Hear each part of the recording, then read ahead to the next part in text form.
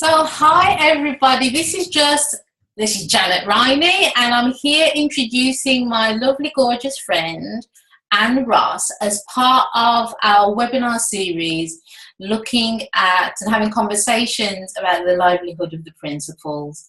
And I'm asking Anne to come on as our second guest. One, because she has a wonderful feeling and understanding around these principles and the single paradigm, but two, Anne and I met in 2015, and it feels like longer. And we've had some wonderful conversations around the principles and livelihood and being the principal. So to me, she was just a natural first choice to have. So welcome, Anne. Oh, thank you so much, Janet. And it's always beautiful to connect with you and play. We do. We have had a number of those conversations. Oh yeah, we end up laughing a lot. So nothing's going to be any different now. So let's conversation. I refuse to let it all hang out. Right? Well, the sun's shining. We could a little. Keep it straight as we can. Well, I thought it was really lovely for people just, if some people don't know about you, they can read Anne's bio on the events page, but just to get a flavour of Anne, and I just wanted to have this quick conversation. And when I was asking Anne, to speak as part of these conversations, what literally fell out of her mouth last week was, I am enough, which I just grabbed, and I went, that's it, that's the title. Don't ask me anything about it, that's the title. So in this quick conversation, I just wanted to ask you, Anne, what does that mean to you, I am enough?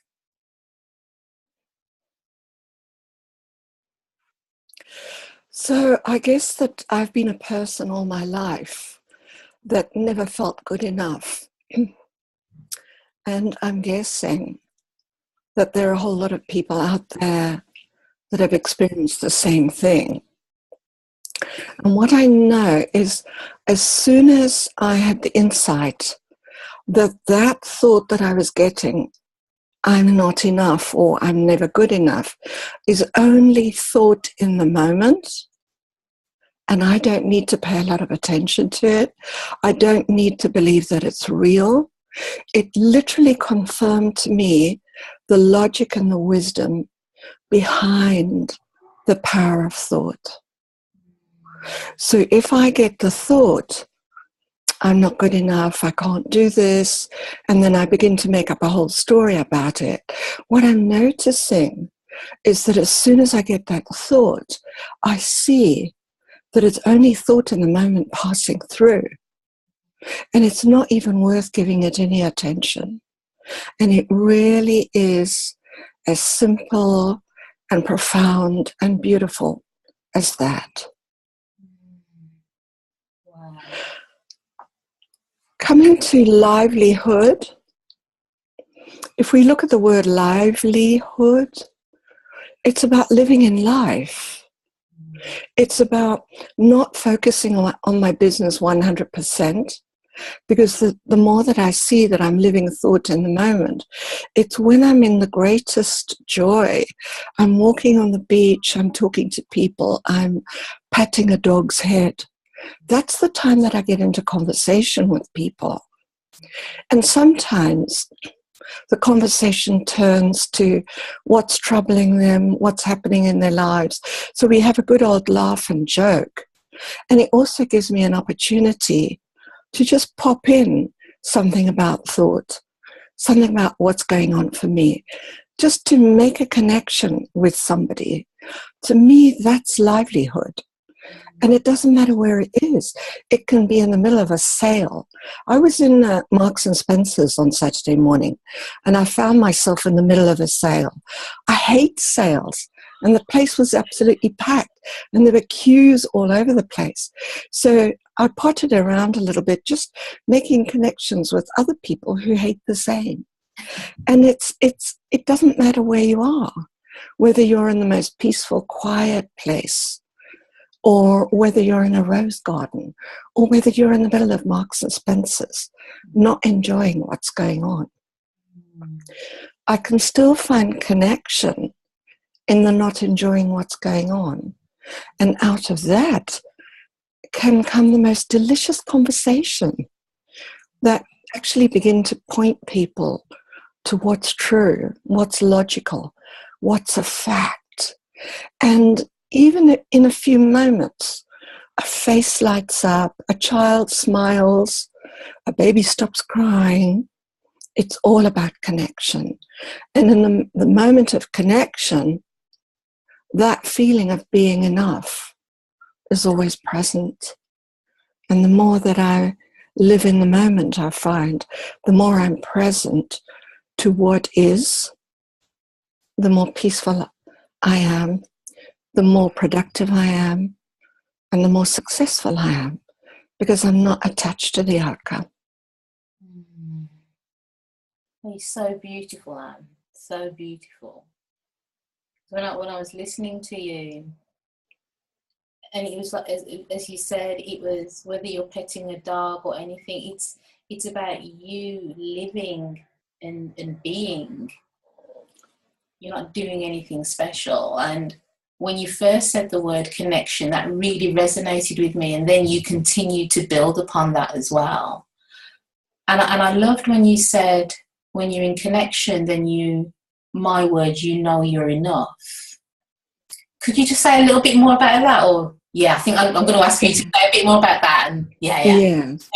So we all get connected in whatever way works. I mean, for me, it's not a deliberate thing. It's something that happens because it's our natural state of being anyway. And when we resonate with something that somebody has said, or we're listening carefully, we listen to what's going on behind the language. And for me, there's an instant connection there. And it doesn't matter whether it's a sad one, a painful one, a happy one, a silly one, a childlike one. It doesn't matter what kind of connection that is. There's just nothing on my mind. I don't want anything out of that. But to really be present to another in the most loving, powerful, simple way that's available to me. That's what living the principles is for me. What comes out of that, that's not really my business. But if I'm living more and more in the moment, then I'm present to exactly what's going on in the moment. And coming to the thought, I'm enough, in that moment of connection, there's actually very little thought. In that moment of connection, love's present. And that's all that's required. So it's a state of, it looks like it's a state of thoughtlessness, but it's beautiful to know in those moments, and every other moment, of course, when I can remember, that we're living a reality of mind, thought, and consciousness, not a reality of people's circumstances and events. That helps me to be settled. It helps me to get quiet. And guess what? When I'm settled and when I'm quiet, the connection's deeper. So now it's heart to heart, soul to soul, mind to mind. And what more could I want? That's what's enough for me. That's enough. And in that place of enoughness, there's no wanting energy, there's no pushing, there are no desires, there is no conflict or disruption or confusion of any kind. And how beautiful that is. So then there's nothing to want. And I'm enough, you're enough, everybody else is enough. Now, for me, that's a very powerful and profound place to be, because for me, that's where miracle happens, when I'm not intending to receive or to give anything out of it. There's nothing on it. It's the place where miracles reside. And there is so much in there that I would love to get my hands on to unpack, but this was just an introduction, or like a teaser. But I don't want to tease, but I know this is just so that people just get a flavour for you. But that has just been so beautiful. The feeling, first of all, when you're talking about connection, just experiencing that. But also, there's so many things that you said there that I'd love to ask the question about that and that and that. Save it. I'm going to save it for Thursday. So, and thank you so much for just speaking and having this brief conversation with me. And I really look forward to just sharing more moments with you on Thursday, just having another conversation. It's not just going to be between the two of us. Anybody else who comes on the call, and I'll put a link so that you can join. It's for all of us to have a conversation, to share, see what we're seeing, see what turns up, and to have a conversation together. That sounds like great fun to me. Oh, so much fun. So much fun. Okay, then. Outrageously fun, actually. See you on Thursday, and see everybody else on Thursday. Take care, Anne. Cheers, Janet.